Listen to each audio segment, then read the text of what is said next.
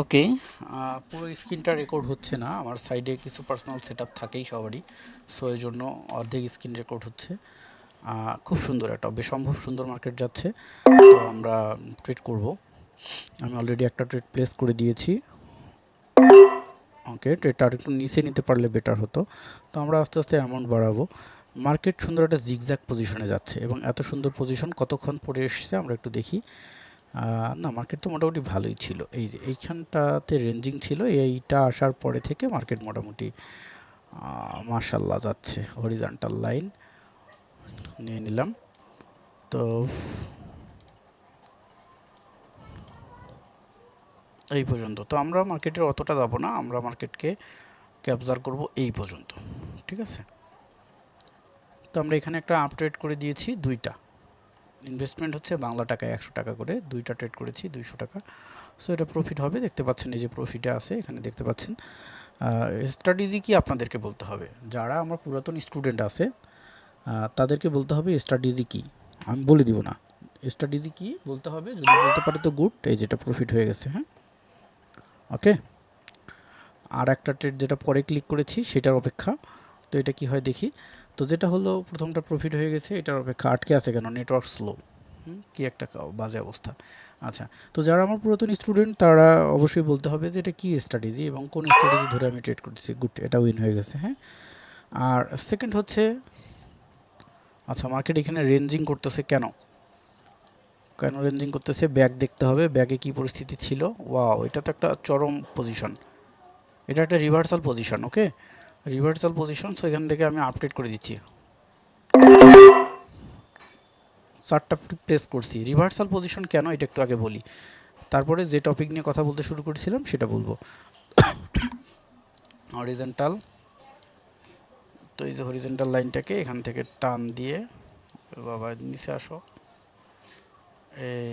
এই পজিশনটাতে প্লেস করলাম, ঠিক আছে। তো আমরা এখানে প্লেস করে দিয়েছি 1 2 3 2 5টা, অর্থাৎ 5টা ট্রেড প্লেস করে দিয়েছি। 5টা ইনশাল্লাহ উইন হবে, ঠিক আছে। তো এটাকে রিভার্সাল পয়েন্ট এবং বিগ রিভার্সাল পয়েন্ট কেন বলতেছি, এখান থেকে মার্কেট নিচে যাবেই না। হুম, এটা রিভার্সাল পয়েন্ট হচ্ছে এই দেখেন, একটা দুইটা তিনটা, তারপরে হলো 4টা 5টা পয়েন্ট, ঠিক আছে। এবং যদি আরও ব্যাগে যাই দেখি তো ব্যাগে আর কি পরিস্থিতি আছে। ও ব্যাগে এইখানে 6:30টার সময় একটা ঘটনা ঘটে গেছে।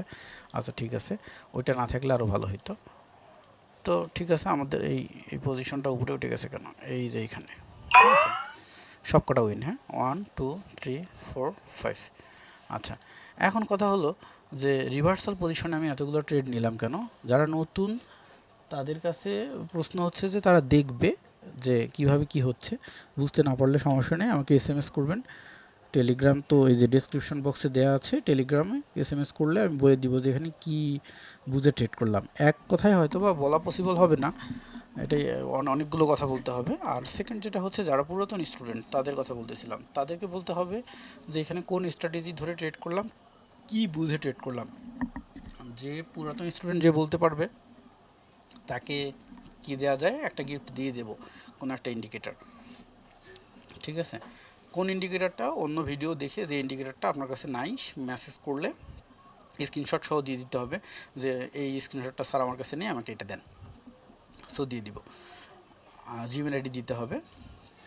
আর যে ইন্ডিকেটরটা লাগবে ওইটা স্ক্রিনশট দিয়ে দিলে এটা দিয়ে দিব। আর যারা নতুন তারা বুঝতে পারবেন না, যদি বুঝতে না পারেন তাহলে কোনো সমস্যা নেই, মেসেজ করবেন যে স্যার আমি নিউ, আমি বুঝতে পারি নাই। সেক্ষেত্রে বা এই চ্যানেলেই দেখবেন যে প্লেলিস্টে একটা ফ্রি ব্যাচের ভিডিও আছে, ওগুলো দেখতে পারেন। এছাড়া অনেক ক্লাস ভিডিও আছে, ওগুলো দেখতে পারেন। আর তারপরেও প্রবলেম হলে আগামী 5 তারিখ 5 নভেম্বর থেকে নতুন ব্যাচ শুরু হচ্ছে, এটার সাথে জয়েন করতে পারবেন, জয়েন করে শিখতে পারবেন, নো ইস্যু, ঠিক আছে। তো সবাইকে অসংখ্য ধন্যবাদ। অ্যাকচুয়ালি অলরেডি 7:05 বাজে, তো আমাকে নামাজে যেতে হবে, তো এই জন্য আমি ক্লোজ করে দিচ্ছি, এখন আর ট্রেড করবো না। অলরেডি আমি আইকিউতে একটু আগে করেছি, আইকিউ করার পরে আবার এটাতে আসলাম যে এটার অবস্থা কি একটু দেখি। তো মার্কেট মোটামুটি আলহামদুলিল্লাহ ভালো। তো প্র্যাকটিস করতে থাকেন। আর যারা মোটামুটি প্র্যাকটিসে ভালো না তারা রিয়েলে যায়েন না, কারণটা হলো রিয়েলে যে মানি তো নষ্ট করবেন, তার সাথে হচ্ছে কি আপনার হাতটাও নষ্ট হয়ে যাবে। পরবর্তীতে যখন আপনি শিখবেন তখনও আর পারবেন না, হাত নষ্ট হয়ে যাবে। মাইন্ডে যেটা একবার ঢুকে যায় ওইটা ডিলিট করে নতুন জিনিস ঢোকানো খুব কঠিন হয়ে যায়। মানে ভালো কিছু শিখতে হলে খালি হয়ে এসো। অর্থাৎ তোমার ব্রেন্ডে যদি অনেক কিছু ভরা থাকে, আমি তোমাকে কিছুই শেখাইতে পারবো না, কারণ যখনই আমি নতুন কিছু বলবো তোমার ব্রেন্ডে আগে যে জিনিসটা আছে ওইটা আমার নতুন কথার সাথে কন্ট্রাডিক্টরি হবে। হ্যাঁ, তুমি তখন ওইটাকে পজিটিভলি রিসিভ করবে না, আবার ওইখানে যুক্তি দাঁড় করাবা। আর যার ব্রেনটা খালি তার ওইখানে যা দেবো তাই হবে। অর্থাৎ একটা উর্বর মাটিতে গাছের বীজ দিলে যত দ্রুত গজায়, সেই মাটিটা যদি শক্ত হয় সেখানে যদি বীজ দেওয়া হয় এত সহজে গজাবে না। আই থিঙ্ক সবাই সহজ ভাষা বুঝে গেছেন যে ভালো কিছু শিখতে হলে খালি হয়ে এসো, খালি হয়ে আসতে হবে। এটা হচ্ছে মেইন ফ্যাক্ট। তো হয় শিখবই না বা প্র্যাকটিসই করবে না, কিন্তু ভুল প্র্যাকটিস করবো না, যেটা করব সেটা সঠিক করব। আমার কথা হচ্ছে এতটুকু। তো সবাইকে অসংখ্য ধন্যবাদ।